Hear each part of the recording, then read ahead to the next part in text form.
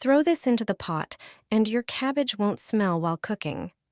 Dishes with cabbage are very popular, but the preparation process isn't always so pleasant, especially because of the accompanying smell.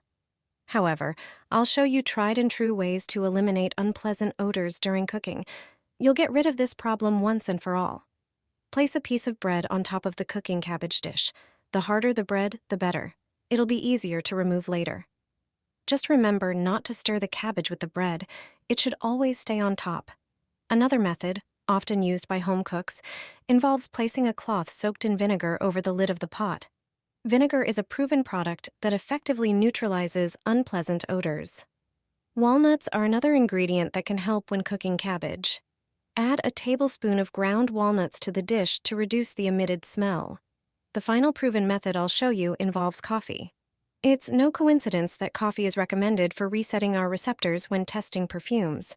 When your kitchen fills with the intense smell of cooked cabbage, reach for some coffee. Simply place a bowl of it near the pot, and the problem will be solved. You can also use these tricks when cooking other vegetables with strong odors, such as cauliflower, broccoli, or Brussels sprouts. Najczęstsze błędy popełniane podczas gotowania kotletów mielonych, które psują jego smak. Pokażę Ci, jak ich unikać i zrobić pyszne kotlety mielone. Nie używaj gotowego mięsa mielonego. Zmiel w maszynce mięso z karkówki lub łopatki. Z takich mięs mielone wychodzą najsmaczniejsze. Idealnie soczyste, nigdy nie suche. Sekretną proporcją kucharzy jest dodanie mięsa wołowego i wieprzowego pół na pół. Nie mocz bułki w wodzie. O wiele lepiej sprawdzi się do tego mleko. Neutralizuje ono zapachy podczas smażenia. Do masy na kotlety nie dodawaj surowej cebuli, jest zbyt aromatyczna i twarda. Użyj wcześniej podsmażonej cebuli. Nie używaj także bułki tartej. Kotlety będą przez to twarde. Ważne, żeby masę na kotlety dość porządnie wyrobić. Będą bardziej zwarte podczas smażenia ich na patelni. Pamiętaj, aby namoczoną bułkę w mleku dobrze wycisnąć przed dodaniem do mięsa. Gdy mleka jest za dużo, możesz mieć problem z uformowaniem kotletów. Pamiętaj o dodaniu czosnku, wzbogaci smak kotletów. Jest on sekretnym składnikiem, który podbija smak mielonych. Odpowiednia ilość oleju na patelni jest kluczowa. Jeśli będzie go zbyt mało, kotlety będą się przypalać. Ilość samych kotletów na patelni również jest istotna. Zbyt dużo kotletów mielonych na patelni powoduje wytrącanie się wody. Delicious dinner with white cabbage. You won't want to eat regular meatballs anymore. Take one medium-sized cabbage. Cut it into 3-centimeter pieces from the top. Place each piece gently on a baking sheet. Season the cabbage with salt and pepper. Transfer the ground meat to a large bowl. Add 1 finely chopped onion. Crush 3 cloves of garlic and add them to the meat.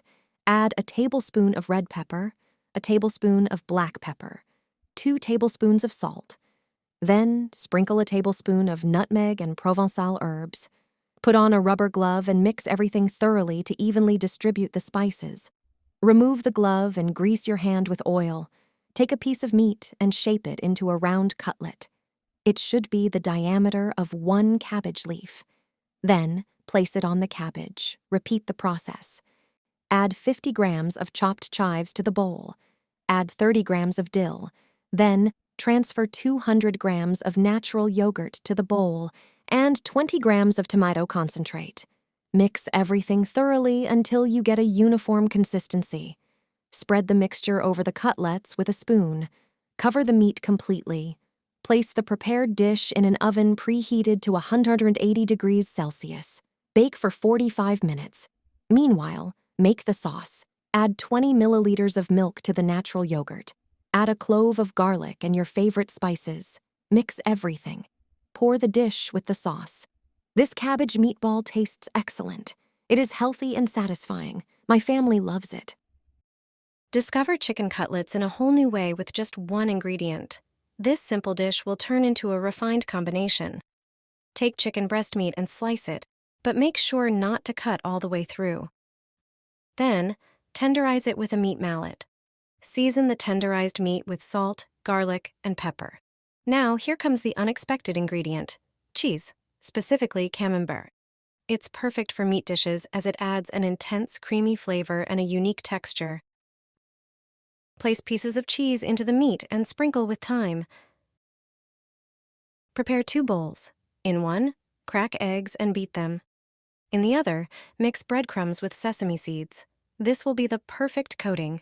Dip the chicken breast into the egg, then coat it in the breadcrumb mixture. Heat a pan and place the meat with cheese inside. Fry on medium heat until evenly browned. Remove from the pan. Serve the meat while it's still warm. The cheese inside becomes stretchy and velvety when heated, perfectly complementing the meat and creating a creamy layer. That's why the dish tastes best when served warm. It's a satisfying and easy-to-make dish. Delicious chicken fillets in soy sauce. My family asks for them every day, and everyone who tries them asks for more. You need 4 chicken fillets. Cut them diagonally, all the same way, only on one side. Cut 2 red onions in half and chop them. Slice 2 larger tomatoes. Pour 2 tablespoons of olive oil and half a cup of soy sauce into a large dish. Add a pinch of salt, a bit of pepper, oregano, and basil to taste. Remember that soy sauce is already salty, so you don't need too much salt. Add a tablespoon of brown sugar and squeeze 2 cloves of garlic through a press. You can add more garlic if you like. Marinate the chicken breasts in the mixture. Soak them on each side. Wrap in foil and let it sit for half an hour. Sprinkle onions on the bottom of a baking dish. Arrange tomato slices on top. Place the chicken fillets on them. Arrange them side by side. Pour the remaining marinade over them. Put it in a preheated oven at 180 degrees for 30 minutes. After this time, take it out and sprinkle the top with grated yellow cheese. Put it back in the oven, bake until the cheese melts and browns. You can serve the finished dish to guests. It looks amazing and tastes excellent. You can place a single fillet on a plate and savor its original taste. Everyone is surprised by this simple dish and asks for the recipe. This is the best pork chop recipe I have ever tried. It's aromatic and juicy. Cut the meat into pieces, but don't cut all the way through, creating a harmonica-like shape. Transfer it to a baking dish. In a bowl, add a teaspoon of salt, a teaspoon of black pepper, and herbes de Provence. Mix thoroughly and sprinkle this spice mixture over the meat, making sure to cover every centimeter of the pork chop. Peel 2 onions and cut them in half, then slice them into strips. Take a piece of bacon and slice it into pieces of similar thickness. Layer each piece of pork chop with onion strips, placing 2 pieces in each cut. Add the bacon as well, pressing them deep into the cuts to prevent them from fouling out during baking. Prepare up 200 grams of vegetable oil. Add a teaspoon of salt, marjoram, and sweet paprika. Mix everything thoroughly. Apply this marinade using a silicone brush, spreading it evenly over the entire pork chop. The final step is sauerkraut. It's very healthy and prepared this way. It's delicious. Place it around the roast in the baking dish, filling any empty spaces. Bake for 50 minutes in an oven, preheated to 392 degrees Fahrenheit. After this time, your meal for the whole family will be ready for an hour. The sauerkraut will be well seasoned. Pork chops are often dry, but this recipe ensures they are always flavorful and juicy. It's a perfect idea for a family dinner or a larger gathering. The meat literally melts in your mouth,